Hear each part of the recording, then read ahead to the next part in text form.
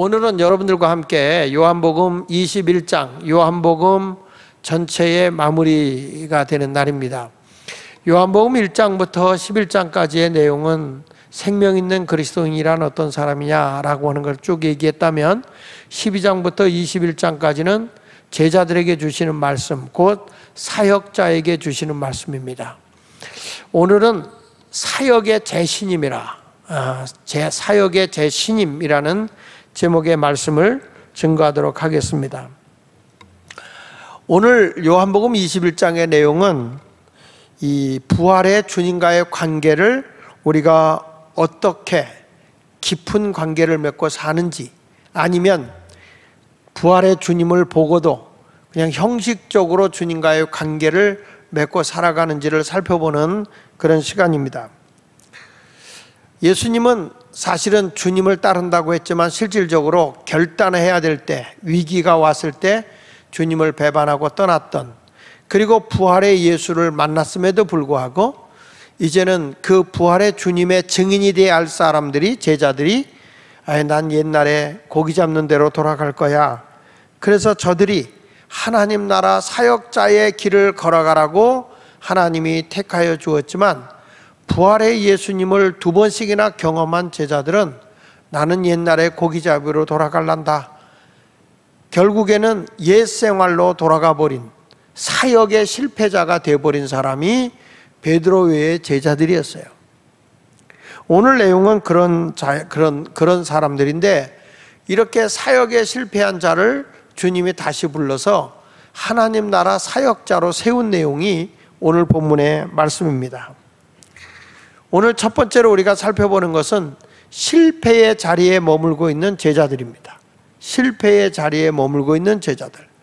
자, 오늘 성경 말씀 1절에 보니까 요한복음 21장 1절에 그 후에 이렇게 나오죠. 그 후에라는 건 어느 때냐면 요한복음 20장에서 예수님이 부활하신 뒤에 제자들에게 두 번 나타나신 후에 그런 말이에요. 두 번이나 나타나서 예수님이 그 여인들 앞에 한번 나타나고 그 다음에 도마 앞에 또 나타났잖아요. 제자들에게 나타나서 이렇게 흉진 걸 보여주면서 부활의 예수, 부활하신 것을 제자들에게 보여줬어요. 그리고 나서 또 이 도마가 있는 곳에 가셔서 자, 만져봐라 하면서 부활의 산 증거를 예수님이 보여줬어요. 요한복음 20장에 보면. 그런 일이 있고 난 뒤에 예수께서 디베라 호수에서 또 제자들에게 자기를 나타내셨다. 부활을 나타내신 거죠. 세 번째로 지금 이 디베라 바다, 옛날에 그 베드로가 고기를 잡다 실패했던 곳 갈릴리 호수 있잖아요. 그 갈릴리 호수를 다른 말로 디베라 호수라고도 합니다. 그래 제자들에게 자기를 나타내셨으니 나타내시는 일은 이러하다. 그 어떤 경우냐, 왜 예수님이 디베라 바다에 호수까지 찾아가게 됐느냐, 2절을 보면 시몬 베드로와 디두모라 하는 도마와 그리고 갈릴리 가나 사람 나다나엘과 포도나무 밑에서 주님이 오기를 기다렸던 나다나엘이잖아요. 근데 이런 사람들, 그 다음에 또 누구냐면 세베대의 아들과 또 다른 제자들과 함께 있더니, 지금 예수님의 제자들, 과거에 어부 생활했던 사람, 그렇지 않은 사람들이 예수님의 제자들이 함께 모여 있었는데, 그때 3절에 시몬 베드로가 뭐라는 거 아니? 나는 물고기 잡으러 가련다. 나는 옛날에 고기 잡는 어부나 되려한다. 예수님을 따라다녔지만 예수님이 결국에 우리를 위해서 십자가에 못 박혀 죽었고 부활했다고 하지만 요즘에 예수님이 좀처럼 나타나지 않으니 우리 버렸는가 봐. 그러니 우리는 이제 나는 옛날로 돌아가서 고기 잡는 사람이 되겠다. 보십시오. 주님이 그렇게 훈련을 시키고 함께 표적도 행하시고 많은 걸 보여주고 일깨워줬음에도 불구하고 예수님이 조금 더 나타나지 않는다고 하니까 나는 옛날로 돌아가란다. 고기 잡는 대로 가려한다. 그러니까 거기 있던 그들이 우리도 함께 가겠다. 그건 예수님, 이 베드로가 고기 잡으러 간다고 하는데 과거에 어부도 아니었던 사람들도 다 따라간 거예요. 하나님 나라로 인도하는 전도자가 된 게 아니라 어부로 전도했어. 어부로. 그러니까 저도 뭐냐, 나도 함께 가겠다고 나가서 배에 올랐으니 그날 밤에 아무것도 잡지 못했다. 고기 잡으러 간 거예요. 자, 그러니까 배에 올라갔는데 아무것도 그에 잡지를 못했다. 지금 베드로가 어디로 간 거예요? 부활의 예수를 두 번이나 만났는데 지금 이 사람은 갈릴리 호수라고 불려지는 티베라 바다에 가서 이전의 삶의 자리로 돌아가서 고기 잡는 어부가 되어버리고 말았습니다. 그런데 예수님이 이런 옛 생활로 돌아가서 옛 욕심에 취해 살아가는 그들에게 부활의 예수님이 다시 해변가에 찾아가서 사역자로 부르는 거예요. 요한복음 21장 14절에 보면 이것은 예수께서 죽은 자 가운데서 살아나신 후에 세 번째로 제자들에게 나타난 거라고. 세 번째, 제자들에게 세 번째 지금 나타나셔서 지금 예수님이 디베라 바닷가에 찾아간 거죠. 베드로는 나는 물고기나 잡으러 가련다. 예수님은 그들을 부를 때 뭐라고 그랬어요? 내가 너희를 사람 낚는 어부가 되게 하겠다 그랬는데, 베드로는 예수님이 그렇게 3년 동안 공생의 기간을 통해서 말씀을 가르쳐줬고 수제자로 뽑아줬고, 그리고 십자가에 못 박혀 너희를 위해 죽었다, 그리고 부활하셔서 내가 다시 살아났어, 이걸 실질적으로 목격을 하게 해줬단 말이에요. 증거를 해줬단 말이에요. 보여줬음에도 불구하고 베드로는 나는 하나님 나라 소명 내려놓고 그냥 내 육의 것을 위해서 가겠다, 사명을 포기하고 자기 중심적인 삶을 살아가는 거예요. 신앙생활이라고 하는 것은 뭐냐 이렇게 물어보면, 신앙생활이라는 것은 깨어있는 삶이고, 그리고 분별할 줄 아는 능력을 가진 것이 신앙이에요. 아, 이것이 하나님이 기뻐하는 일일까? 하나님이 기뻐하지 않는 일일까? 영의 일을 하라고 불렀는데 결국에는 무엇을 위해 살아가냐면 육의 것을 위해 살아가는 거예요. 왜 그렇게 많은 분들이 주님이 원하는 그 길을 가지 못하고 육의 것을 쫓아가게 되냐면, 하나님 나라 가는 길이 그만큼 좁아 찾는 이가 많지 않아요. 그러니까 사람들이 인기를 따라가라든지 대세를 따라간다고 하면 주님의 발자취를 따라가기가 어려워요. 세상이 그렇다 할지라도 주님의 발자취를 따라가는 사람은 외롭고 고독한 길을 걸어가는 겁니다. 마태복음 7장 13절 14절에 여러분이 잘 아는 내용 아닙니까? 좁은 문으로 들어가라. 멸망으로 인도하는 문은 크고 길이 넓어서 그리로 들어가는 자가 많다는 거예요. 그런데 14절에 보면 생명으로 인도하는 문은 좁고 길이 협착하여 찾는 자가 적다라고 말씀하고 있어요. 지금 정당한 다수가 베드로의 말을 듣고 나도 이제는 베드로를 따라서 육의 것을 추구하는, 예수님의, 내가 그동안 모든 걸 버려두고 예수님을 따라갔지만 아무것도 내 손에 잡힌 거 없어, 아무것도 없어, 그래서 베드로를 쫓아가서 나도 바다에서 고기나 잡으면서 생활해 볼까? 그리고 베드로를 쫓아갔겠죠. 그러나 그 결과는 뭡니까? 밤새도록 고기를 잡았지만 못 잡았어요. 참담한 실패인 것입니다. 도마와 나다나엘이 덩달아 따라갔지만 그들은 고기를 잡지 못했습니다. 우리는 어떤 존재일까? 하나님이 우리에게 맡겨준 많은 큰 하나님의 사역이 있지만 그 사역을 망각하고 내 욕망의 그물을 던지고 있는 자는 아닌가? 오늘도 무엇인가 내 욕심을 채우기 위해서 그물을 던지는 자는 아닐지요.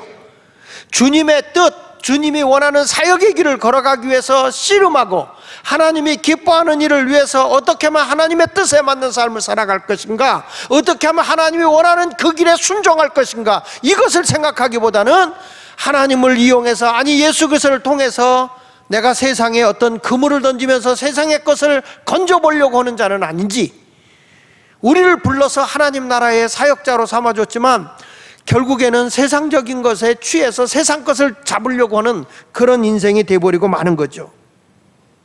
지금도 끊임없이 우리는 내 욕망의 그물을 던지고 있지 않습니까? 오늘도 뭔가 내가 잡힐까? 무엇인가 내가 이룰까? 내 욕망을 위해서, 나 하나 출세하고 잘 먹고 잘 살기 위해서 지금 그물을 던지고 있다면, 내가 세상에서 많은 걸, 고기를 잡아서, 물질적인 걸 잡아서 가지고 있다 할지라도 주님이 보실 때는 사명을 내려놓은 자이기 때문에 철저한 실패자예요.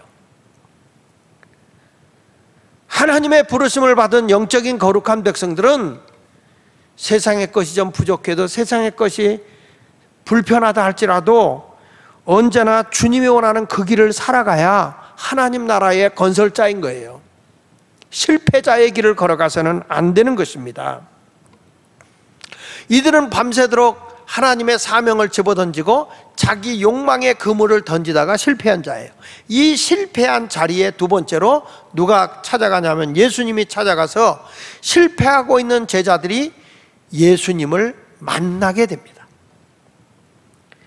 여기 4절에 보니까 날이 새어갈 때 예수께서 바닷가에 서셨으나 제자들이 예수신지를 알지 못한지라. 자기 욕망을 위해서, 자기 욕심을 위해서 살다 보니까 부활의 예수님이 세 번째 나타났지만 그들이 관심이 없어요. 새벽녘에 멀찍이 저 위에 사람 하나가 있네, 해변가에 나와서 뭐 태양이 떠오르는 걸 보러 왔나? 아니면 아침 조깅하러 바닷가에 왔나?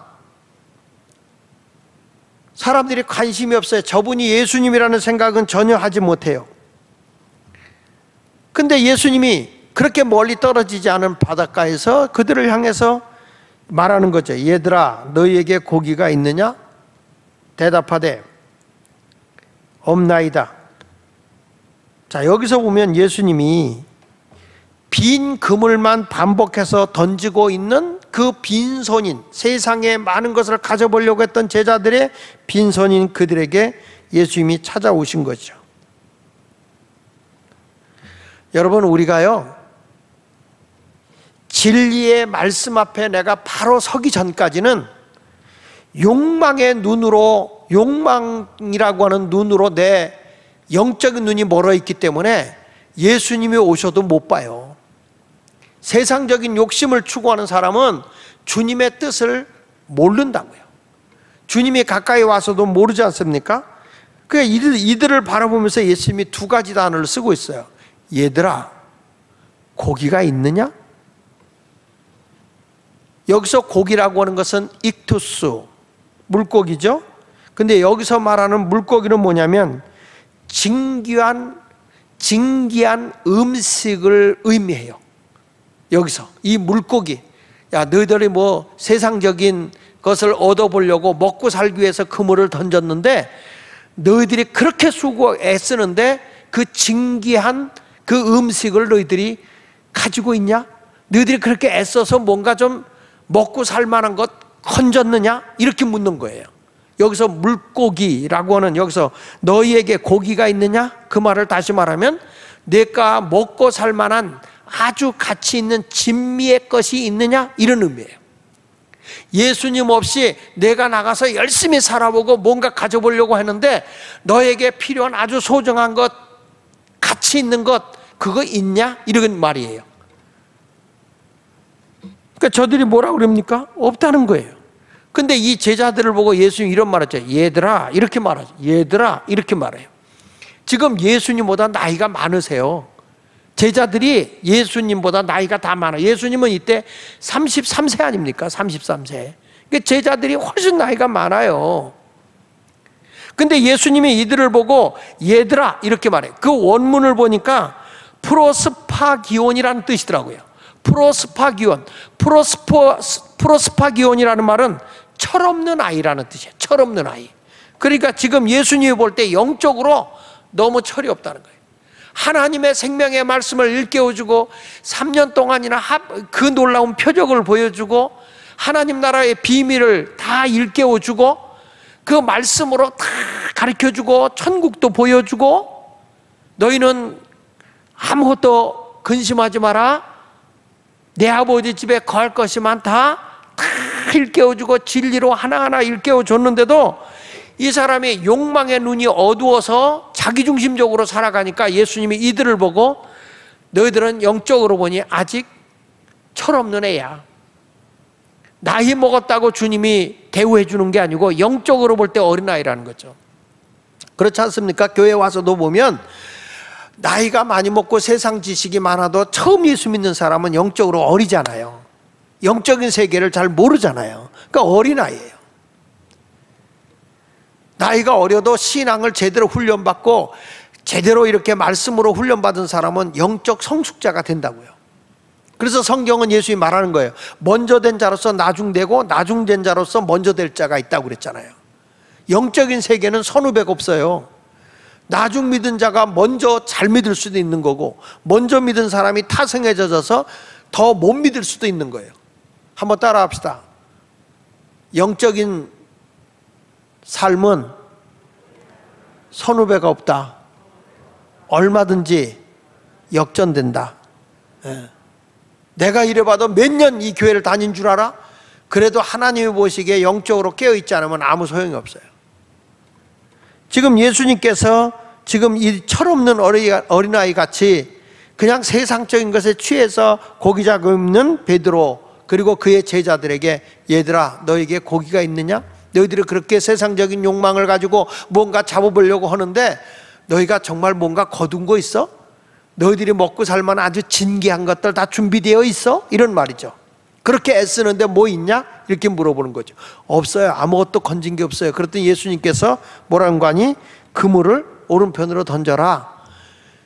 그물을 오른편에 던지니까 6절에 뭐라고 말합니까? 거기서 보니까 6절에 이르시되 그물을 배 오른편에 던지라. 그리하면 잡으리라 하시니, 이에 던졌더니 물고기가 많아 그물을 들 수가 없을 정도로 큰 물고기를 잡은 거죠. 153마리의 물고기를 잡은 겁니다. 자, 하나님의 말씀에 순종할 때 우리의 수고의 열매가 나타나는 거예요.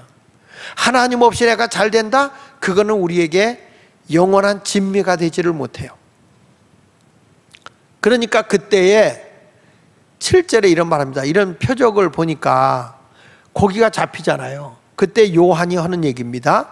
7절에 예수께서 사랑하는 그 제자가, 예수께서 사랑하시는 그 제자 요한입니다. 요한, 사도 요한 베드로에게 이르되 주님이네? 부활의 예수님이네? 우리의 주인 되신 분이네? 고백을 한 거예요. 이 말을 듣고 겉옷을 두른 후에 바다로 뛰어내리더라. 여러분, 이 요한이 참 집요한 사람입니다.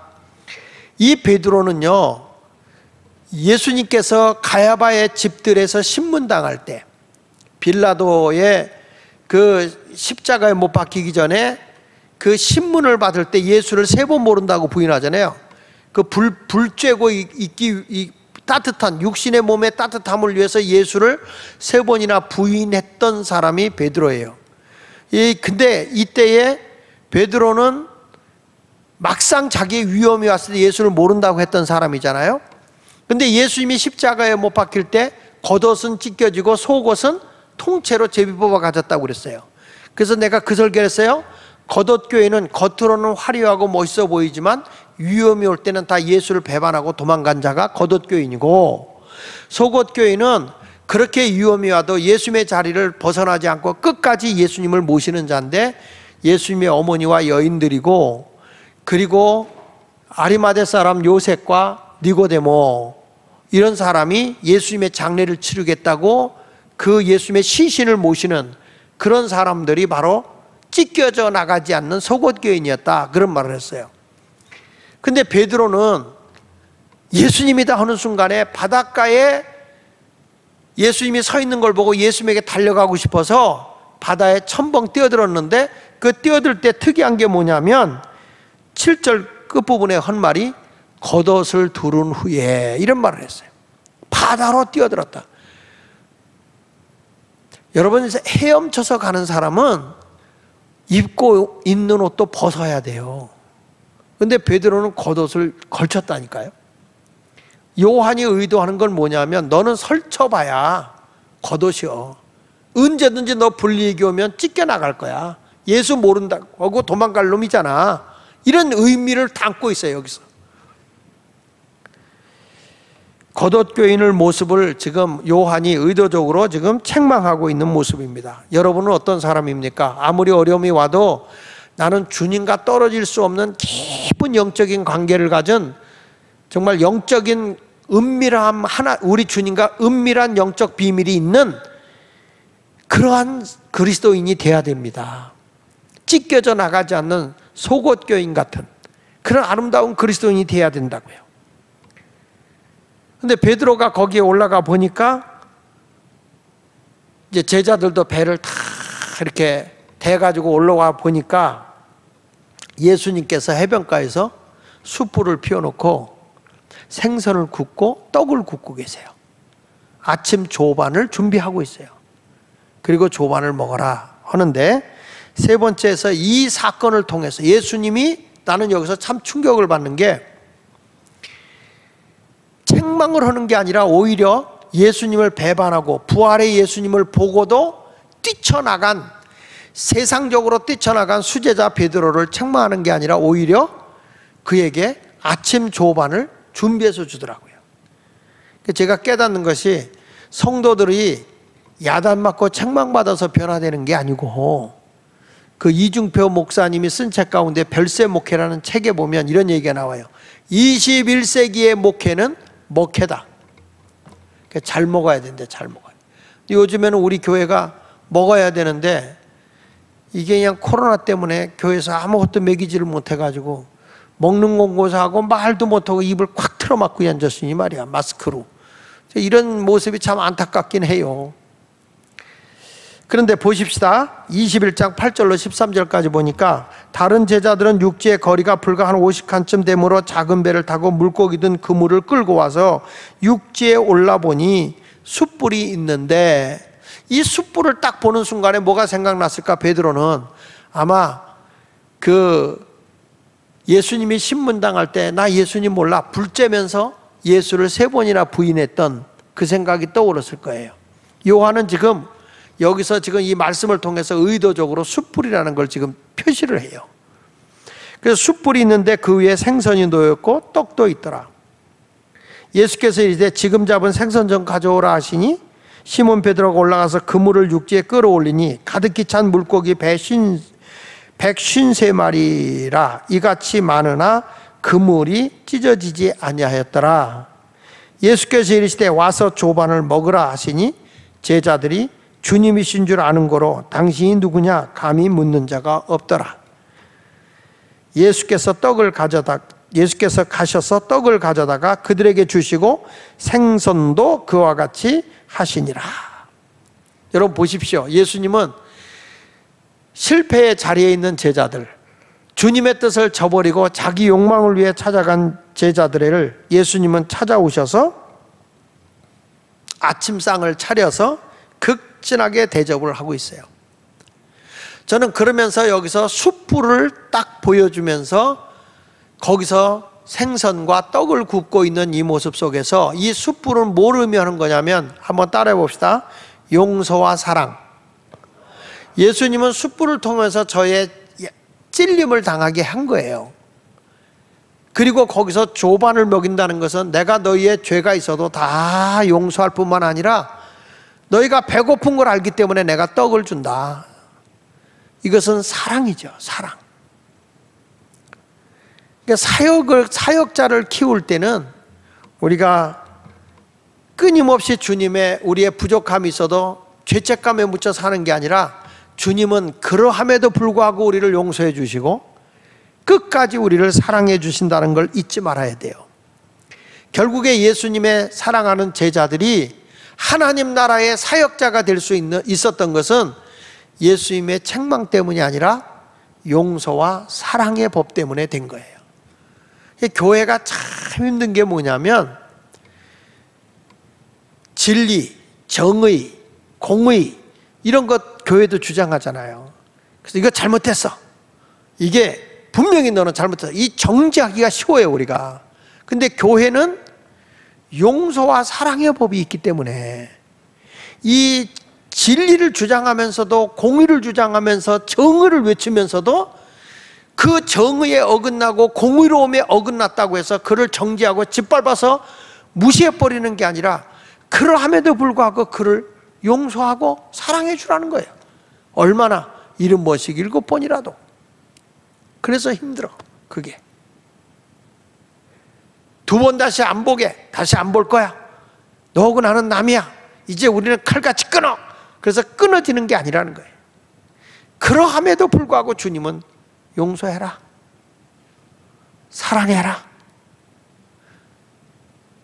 여기서 우리나라의 할머니들이 배운 게 미운 놈 떡 하나 더 줘라. 이 성경을 어떻게 우리 할머니들이 알았는지. 예수 믿으세요? 그러면 예수고 뭐라고 하죠. 그런데 예수고 나발이고, 그 나발이 못된 놈 아닙니까? 아비가일의 남편? 응? 그 다윗이 먹을 것 좀 달라. 다윗이 먹을 것 좀 달라. 그랬더니 내가 다윗이 어떤 놈인 줄 알고 자기 그 목장을 다 다윗이 지켜줬음에도 불구하고 떡 하나 안 주겠다니까 다윗이 내가 이놈 죽여버리겠다. 그리고 군사를 거느리고 가는데 그 소리를 알고 그의 부인 아비가일이 잔치할 때 준비했던 그 모든 먹을 것과 음료를 다 다윗에게 주면서 내 남편은 어리석어서 자기밖에 모르니 노여움을 푸시고 그냥 가세요. 그러니까 그때 다윗이 그대의 지혜로움이 어리석은 남편을 살렸다. 나중에 그 남편이 나발이 그 얘기를 듣고 너무 놀래가지고 죽잖아요. 그러니까 아비가일이 불편하다고 다윗이 자기의 첩으로 데려가요. 그 정도로 지혜로운 게 아비가일이요. 어리석은 게 나발이고. 근데 우리나라 할머니들이 성경을 안 읽어도 나발은 다 안다니까요. 예수고 나발이고 그래. 근데 예수님은 우리가 잘못해도 끝까지 우리를 사랑해주고 돌봐주는 그 모습이 아름답지 않습니까? 자, 그리고 나서 조반을 다 먹이시고 나서 예수님이 조용히 이 베드로를 따로 불러요. 따로 불러. 그리고 베드로를 주님이 이제 재신임을 해줘야 되니까 베드로에게 이렇게 말하는 거야. 사명의 길을 알려주기 위해서 질문을 하죠. 자, 보겠습니다. 15절부터 17절까지 나오는데, 그들이 조반 먹은 후에, 제자들이 조반 먹은 후에 예수께서 시몬 베드로에게 이르시되, 이렇게 말해요.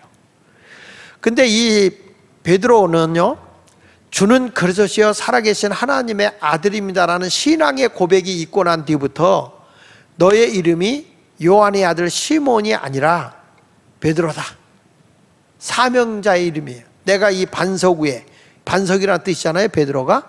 이 반석 위에 내 교회를 세우리니 음부의 권세가 이기지 못한다. 베드로의 신앙 고백 위에 주님의 몸된 교회를 세우겠다는 거예요. 그러니까 베드로를 통해서 주님의 교회를 세우겠다고 하는 건데, 이 베드로에게 사명이 주어졌어요. 그 뒤부터는 어디를 가든지 베드로 또는 시몬 베드로, 이거를 한 번도 이 이름을 안 부른 적이 없어요, 예수님이. 근데 여기서 시몬 베드로에게 예수님이 묻는데 이렇게 불러요. 요한의 아들 시몬아. 요한의 아들 시몬아. 자, 여기서 요한의 아들 시몬이라는 이름 속에는 베드로라는 이름이 빠져요. 이것은 지금 예수님이 뭘 의미하는 거냐면, 너는 지금 뭘로 내려갔다는 거냐면 자연인으로 갔다는 거예요. 자연인으로. 너에게 내가 사명을 주어서 베드로라는 이름을 줬더니 내가 사명을 저버리고 예수를 부인하지 않았냐는 거예요. 그러니까 너는 자연인으로 지금 가 있다는 거죠. 너는 베드로가 아니야. 이제 자연인이지.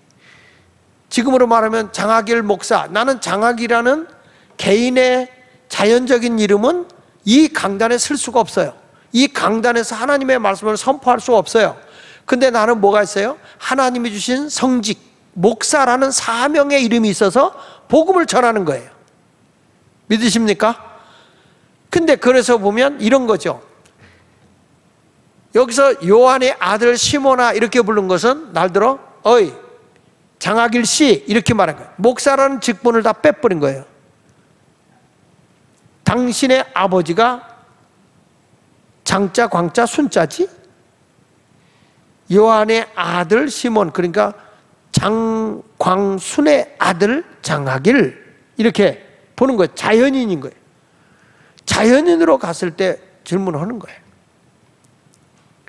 요한의 아들 시몬아. 예수님이 그에게 묻는 거예요. 내가 이 사람들보다 근데 이게 원문에 보면 이 모든 것들보다, 내가 가지고 있는 사람, 직업, 너의 환경, 너의 소중하게 여기는 것들, 모든 것들보다, 이 세상의 그 어느 것들보다 나를 더 사랑하니? 이렇게 물은 거예요. 그것도 사랑하겠지만 그것들보다 나를 더 사랑하느냐? 이렇게 주님이 묻는 거예요. 여러분, 사명자는 어떤 사람이 되냐면은 세상의 어느 것보다도 주님을 사랑해야 돼요. 할렐루야. 그게 사명인 거예요. 사명자가 주님의 뜻을 저버리고 자기 욕심으로 살아가게 되면 사명자의 길을 놓친 거예요. 목사가 예수님보다도 돈을 더 사랑하면 그건 사명의 길이 아니에요. 차라리 직업을 가지고 세상적인 거 가서 벌어먹고 사는 게 나은 거예요. 목사가 자기 몸을 정결하게 하지 못하고 바람을 핀다든지 한다면 그거는 벌써 주님의 소명을 잃어버린 거예요. 그런 일들이 자꾸 일어나는 거예요. 목사가 복음 전하는 것보다 세상의 명예나 세상에 감투 쓰는 걸 좋아한다면 이 사람은 사명을 잃어버린 거예요.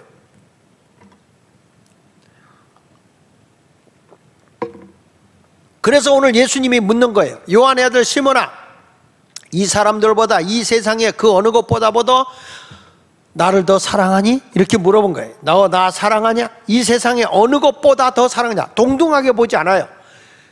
이 하나님 밑에 네 가족보다도, 내 처자식보다도, 내 생명보다도 너 나 더 사랑하니? 내 목숨 사랑하지만 그것보다 더 나를 사랑하냐? 나를 위해서 내 목숨 버릴 수 있냐? 나를 위해서 내 처자식이라도 내려놓을 수 있냐?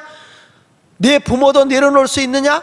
그 말은 버리라는 얘기가 아니라 주님을 으뜸으로 놓을 수 있느냐? 그 얘기예요.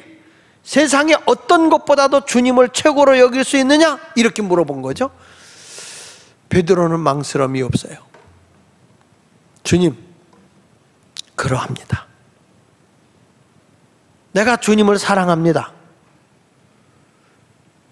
내가 주님을 사랑하는 줄을 주님께서 아시잖아요. 이렇게 묻는 거예요.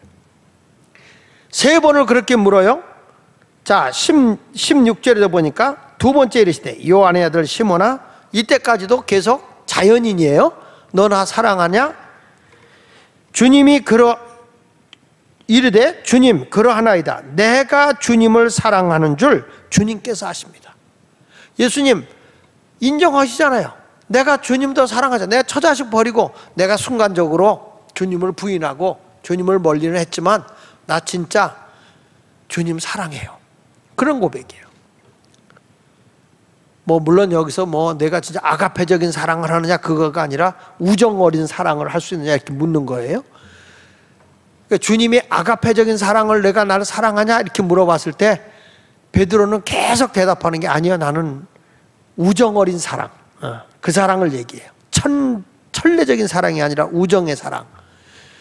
그러니까 예수님이 세 번째 또 묻죠. 요한의 아들 시몬아, 요한의 아들 시몬아, 내가 나를 사랑하니? 이렇게 물어요. 그러니까 세 번째 또 물어보니까 베드로가 근심하면서도 주님 모든 것을 아시오매 주님, 내가 주님을 사랑하는 줄 주님께서 아십니다. 이렇게 베드로는 지금 고백을 하고 있는 거예요. 자, 이 배신자 아닙니까? 예수님을 세 번이나 배반하는데 예수를 십자가에 못 박힐 때는 욕까지 오고 저주까지 하면서 주님을 배반했고, 부활한 예수님을 경험하고도 나는 그냥 예수님이 뭔지 모르겠지, 난 고기 잡는 어부나 갈란다, 다른 제자까지 유혹해가지고 고기 잡는 대로 나가버렸단 말이에요. 그 정도 되면 이런 배신자, 괘씸한 놈, 그리고 주님이 꾸짖어야 정상 아닌가요? 그런 글이 있더라고요. 배신자에 대한 세 가지 반응. 첫째는 감정이 앞서 나중에 후회할지라도 욕을 퍼붓고 주먹을 휘두른다. 그러니까 이 첫 번째 사람 가운데 배신자를 보면 나중에 어떻게 되든 하여튼 욕을 퍼부으면서 주먹질을 먼저 하는 사람이 있고, 두 번째로는 감정을 절제할 줄 아는 사람은 잘해준 것을 상기시키면서 왜 나를 배신했느냐고 따지려 드는 사람이다. 따지는 사람이 있다는 거예요. 내가 너한테 해준 게 얼만데, 너 얼마나 내가 잘해줬는데 너가 그럴 수 있어? 그러면서 따지는 자가 있다. 세 번째로는 지난 과거는 불문에 붙이고 인간답지 않게 배신한 자가 되지 말 것을 따끔하게 훈계하고 친구로 삼는다. 이런 사람이 있다는 거예요. 이 세 종류의 사람이 있다고 하는데 예수님은 책망도 안 하시고 그냥 묻는 거예요. 요한의 아들 시몬아, 내가 나를 사랑하느냐? 이렇게 주님이 하나님 나라 사역자가 너는 지금 아니고 아직도 너는 세상적인 것을 추구하는 자니까 너 나 사랑하냐? 이렇게 물어본 거예요. 그러니까 베드로가 내가 주님을 사랑합니다. 그러니까 자연인의 자리에 머물러 있었기 때문에 사명의 이름이 아닌 요한의 아들 시몬아, 요한의 아들 시몬아, 요한의 아들 시몬아 이렇게 세 번을 물어본 것입니다. 근데 이 베드로가 예수님이 요한의 아들 시몬아 내가 나를 사랑하느냐? 요한의 아들 시몬아 내가 나를 사랑하느냐? 요한의 아들 시몬아 내가 나를 사랑하냐? 세 번 물었잖아요. 근데 베드로가 똑같이 대답을 해요. 내가 주님을 사랑합니다. 그건 주님이 아십니다. 내가 주님 사랑하는 거 주님께서 아십니다.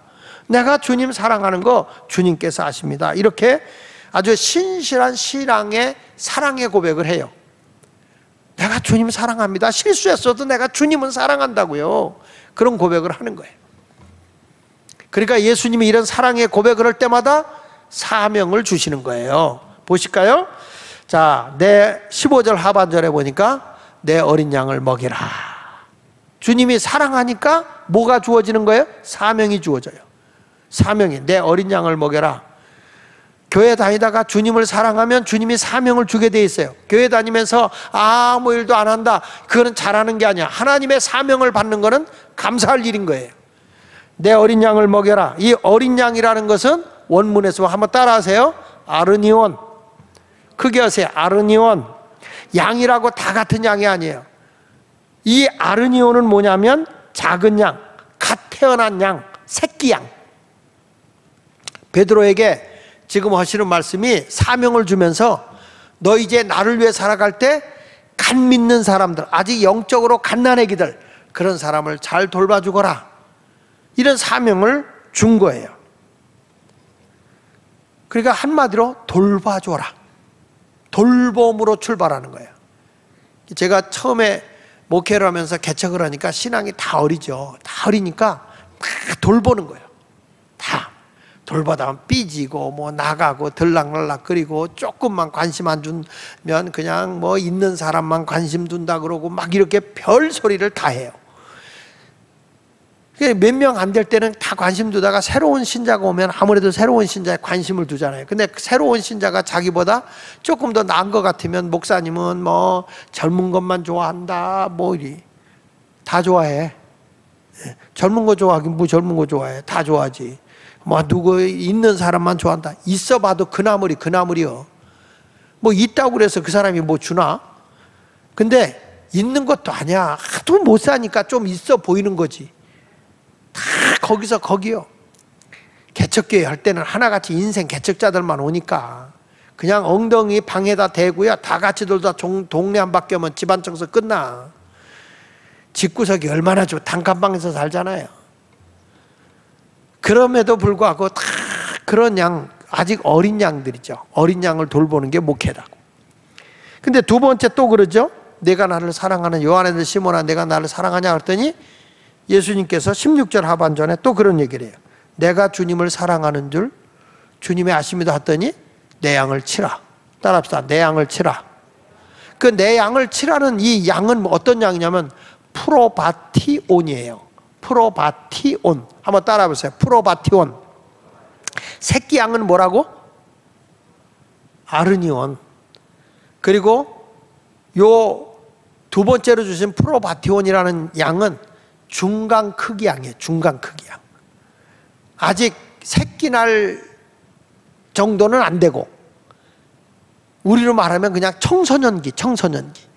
이제 조금 커가지고 스스로 풀 뜯어먹고 뭐 자기가 여기저기 돌아다니고 자기 방어하고 할 정도의 양.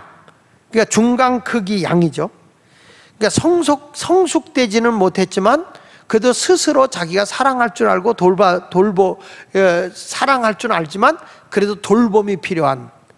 그러니까 시집장가 가기 전에, 가정을 갖기 전에 부모가 자식을 돌봐주잖아요. 다 학비도 내주고 돌봐주잖아요. 근데 요것이 뭐냐면 그 사춘기에 접어든 영적인 신앙인이에요. 요거 이제 프로바티온이에요. 프로바티온. 교회 여러분들도 제일 신앙생활 할 때, 아니 자식을 키울 때 가장 힘들 때가 언제냐면 사춘기 들었을 때, 그렇죠? 신인간이잖아요. 괜히 삐지고 괜히 대들고 지방에 들어가서 문 꽝 닫아놓고 부모가 뭐라면 툭툭 내뱉고 퉁명스럽게 하고 방에 그냥 들어가려고 그러면 소리 지르고 내 방에 왜 들어오냐고 그러고 막 그러잖아요. 그거 다 여러분도 경험했던 거잖아. 근데 그게 이제 뭐냐면 호르몬의 작용이라고 그러잖아요. 호르몬의 작용. 애가 이상한 게 아니라 몸의 신진이 자꾸 균형이 깨지면서 변화가 일어나니까 자기 감정을 자기가 억제 못하는 거죠. 이게 교회도 똑같아요. 못 모를 때는 다 하자는 대로 고분고분 하는데 조금 내가 교회를 안다 하는 사람들이 자기 마음에 안 들면 툭툭 튀고 뭐 나가고 막 그러잖아요. 그런 사람들이 중간크기 양, 사춘기죠. 영적 사춘기. 그런 자들을 내가 잘 사랑하고 돌봐줘라. 그렇게 주님이 프로바티온을 먹여라 이렇게 말한 거예요. 그리고 나서는 또 뭐라고 말하냐면 내 양을 치라. 그리고 나서 17절 하반절에 보니까 또 말해요. 내 양을 먹여라. 내가 나 사랑하냐? 요한의 아들 시몬아, 내가 나를 사랑하냐? 내가 주님 사랑하는 줄 주께서 아시잖아요. 근데 내 양을 먹이라. 근데 요 양은 어떤 양이냐면 한번 따라하세요. 프로바톤. 크게 프로바톤. 아르니온, 프로바티온, 그 다음에 프로바톤. 프로바톤은 장성한 양이에요. 장성한 양. 이 장성한 양은 새끼도 베서 새끼도 낳고 새끼에게 젖도 먹이고 새끼도 키워가는 양을 얘기하는 거예요. 그러니까 한마디로 얘기하면 뭐죠? 사역자야. 내가 이제 다 돌봐줄 수 있고 내가 영혼도 낳고 전도도 하고 그 전도해온 영혼을 사랑으로 돌봐주고 키워주고 이런 성숙한 신앙인의 모습을 가지고 있는 사람을 얘기할 때 프로바톤, 아니 프로바톤, 그러니까 프로바톤이라고 그래. 그러니까 장성한 양이죠. 그 집안에도 보면 자녀들이 다 그거 시집장가 보내고 나면 부모가 할 일 없잖아요. 말 한마디만 큰 애들은 지들이 알아서 다 하잖아요. 그게 바로 그거예요. 그런 사람도 내가 관리해줘라. 교회 안에서도 신경 쓸 필요가 없어요. 그런 알아서 다 신앙이 성숙한 사람 알아서 다 해. 신방 안 해도 다 해. 그래도 그거에 관심을 가져라. 이 양들이 뭘 하는 거죠? 이 양들에 의해서 번식하게 되고 날마다 성장하는, 막 성장시켜 가면서 끊임없이 출산을 하니까 그러니까 성장하게 되는 것이죠. 이렇게 주님이 사명을 준 겁니다. 자, 요한의 아들 시몬아, 요한의 아들 시몬아, 요한의 아들 시몬아 3번 물어보고 주님이 다시 사명을 줘요. 사명을 주고 난 뒤에 이렇게 말씀합니다. 21장 18절, 21장 18절에 이렇게 말하는 거예요. 자, 사명자는 이 길을 가야 된다 가르쳐 준 거예요. 시작. 내가 진실로 진실로 내게 이르노니 내가 젊어서는 스스로 띠뛰고 원하는 곳으로 내가 가고 싶은 대로 가고 내가 하고 싶은 대로 했다 이거 젊었을 때는. 그런데 이제는 늙어서는 뭐라고 써? 늙어서는 내가 내 팔을 벌리리니, 늙어서는 내 팔을 벌리리니 남이 내게 띠띠우고, 이제 내 의지가 아니라 남에 의해서 띠띠우고 원하지 아니하는 곳으로 데려간다. 이것은 십자가에 못 박혀 죽을 것을 지금 얘기하고 있는 거예요. 십자가에 못 박혀 죽을 것을 지금 예수님이 하는데 어떻게 하느냐? 거꾸로 매달려 죽게 될 걸 얘기하는 거죠. 자, 보세요. 19절 이 말씀은 시작. 이 말씀을 하시면 베드로가 어떠한 죽음으로 하나님께 영광을 돌릴 것을 가리키심이라라. 이 말씀을 하시고 베드로에게 이르시되 나를 따르라. 자, 여러분 보세요. 참 특이한 게 있어요. 요한의 아들 시몬아, 요한의 아들 시몬아, 요한의 아들 시몬아 하고 나서 사명이 주어지고 난 뒤에 이제는 지금까지 젊어서는 내가 가고 싶은 대로 다녔다 이거예요. 그런데 늙어서는 내 팔을 벌리니 남이 내게 띠띠우고 남이 너에게 사명을 준다. 띠라는 것은 사명이에요. 내가 너에게 사명을 주어서 결국에는 그 사명에 의해서 너는 죽게 될 거다. 하나님의 영광을 위해서 죽게 될 거다. 이렇게 사명을 주고 난 다음에 주님이 나를 따르라 하는데 뭐라고 하냐면 베드로에게 요한의 아들 시몬아, 요한의 아들 시몬아, 요한의 아들 시몬아 라고 말씀하고 난 뒤에 주님이 이제 사명이 주어지고 나니까 다시 사명의 이름이 주어졌다는 거예요. 내가 한 번 집사는, 한 번 권사는, 한 번 장로는, 물론 항존직이 있어요. 목사나 장로나 이런 직책은 항존직이에요. 뭐 전도사님이나 권사 집사는 뭐 매년마다 자기자 임명하지만 그건 사람이 항존직이다. 한 번 집사는, 한 번 장로는 영원한 장로고 한 번 목사는 영원한 목사, 이렇게 생각할 수 있어요. 그건 사람이 만든 제도예요. 그러나 하나님이 보실 때는 내가 사명을 감당하지 않으면, 그거는 아무리 내가 장로고 목사고 간에 사명 감당하지 않으면 너는, 주님 뭐라고 했어? 넌 사명자가 아니야. 그러니까 그때부터는 목사가 아닌 거예요. 장학일 씨가 되는 거예요. 사명을 잃어버리면 우리 이영주 장로님이 되는 게 아니에요. 미스터 이영주 씨, 이렇게 되는 거예요. 사명을 잃어버리면 그렇다는 거예요. 근데 사명을 다시 가지니까 그 뒤부터 요한의 아들 시몬이라는 이름이 싹 없어지면서 베드로야 나를 따르라, 이렇게 바뀌는 거예요. 요한복음 15장 20절에 이런 말씀이 나와요. 내가 너희에게 종이 주인보다 더 크지 못하다 한 말을 기억하라. 사람들이 나를 박해하였은즉 너희도 박해할 것이요 내 말을 지켰은즉 너희 말도 지킬 것이다. 지금 제자들에게 너희가 앞으로 사명을 감당하게 될 때에 박해가 올 거다. 내가 박해받지 않았냐? 사명의 길은 힘든 거야. 박해를 받아. 그 박해를 받을 때 박해만 받는 게 아니라 내 말을 너희가 지키고 따른 것처럼 너희가 전하는 말도 저들이 듣고 지킬 것이다. 여러분, 우리가 핍박을 당하고 어려움이 오고 괴로움이 와도 하나님의 말씀대로 사는 분이 계세요. 할렐루야. 지금도 코로나로 인해서 예배를 드리지 못하고 직장에서 예배 드리지 못하게 하지만 한국교회가 지금 이런 와중에서 벌금 맞고 신고를 당하고 그래도 예배를 파수하는 목사들이 꽤 많아요. 예배는 드려야 된다. 6.25가 전쟁이 나도.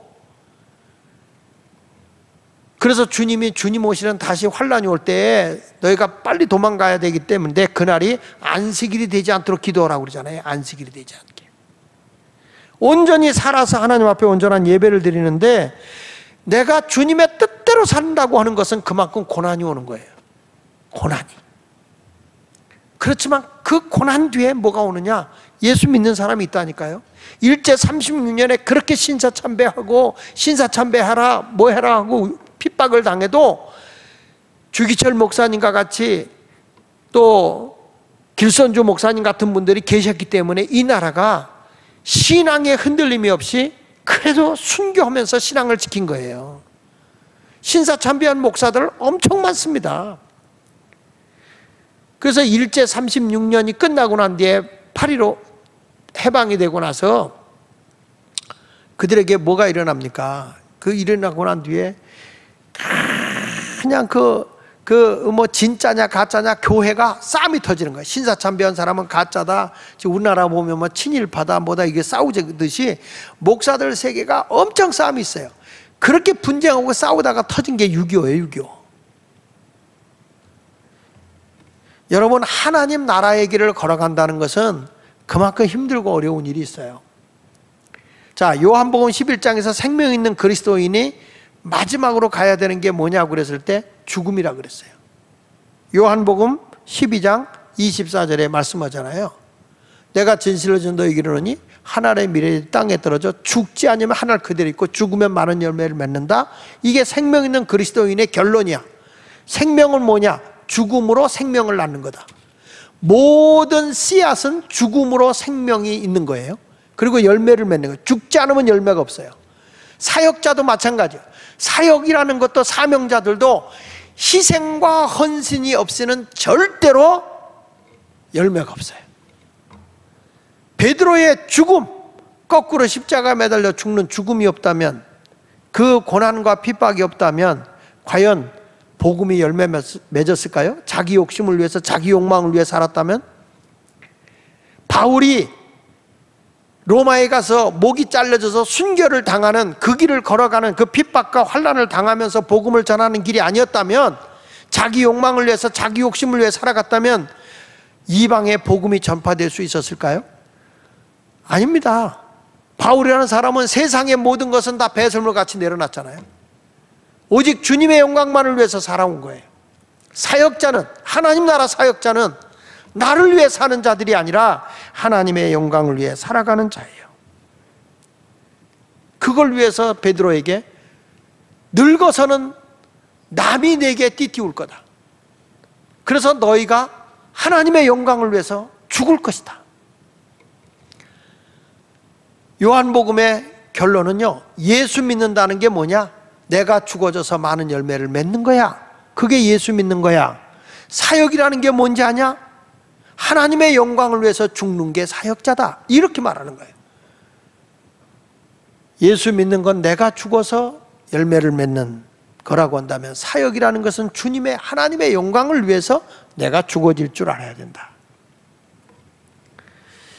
이제 우리는 내 생명을 다 내려놓고라도 내가 사랑하는 예수님을 전하는 하나님 나라 사역자가 되기를 바랍니다. 여기 성경 요한복음 21장 24절 마지막으로 자 보겠습니다. 시작. 이 일들을 증언하고 이 일들을 기록한 제자가 이 사람이라. 우리는 그의 증언이 참된 줄 아노라. 요한이 이 말씀을 기록하면서 이 요한이 기록한 이 말씀은 참된 것이다. 이것을 증언으로 기록해 놓은 것이 요한이니까요. 우리는 어떤 사람이 되어야 됩니까? 나도 예수의 생명과 그리고 하나님 나라, 이 땅의 죄악의 나라가 아니라 하나님의 거룩한 나라를 이 땅에 세우기 위해서 나를 희생하고 전도하며 사명의 길을 걸어가는 그리스도인이 되자. 이것이 요한복음의 총결론입니다. 우리 모두 예수를 전하는 자, 하나님 나라를 세워나가는 거룩한 건설자들이 되시기를 예수 이름으로 축원합니다. 축원합니다.